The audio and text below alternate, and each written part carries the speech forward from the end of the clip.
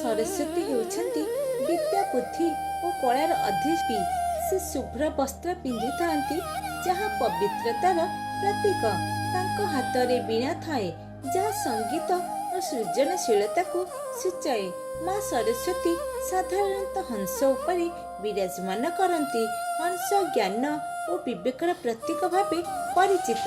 से आमको अज्ञानर अंधकार ज्ञानर आलोक को नहीं जाती। छात्र छात्री माने तांको विशेष भाव में पूजा करती। बसंत पंचमी दिन माँ सरस्वती पूजा धूमधाम रे हुए। यही दिन को सरस्वती पूजा भाव में परिचित। शिक्षक और कलाकार माने मध्य तांको श्रद्धा सह पूजन्ति। से भाषा साहित्य और ज्ञानर मूल स्रोत। तांको कृपारे मनुष्यर बुद्धि विकास पाए। माँ सरस्वती आमको धैर्य और निष्ठा शिखाती। ज्ञान सह संस्कार रहिले जीवन सुंदर हुए यह से शिखाती। तांको पूजा मन को शांति और पवित्रता दे थाए। से सत्य सुंदर और शिवर पथ को दर्शाती। माँ सरस्वती शिक्षा और संस्कृतिर रक्षाकारी। तांको आशीर्वाद रे जीवन सफल हुए।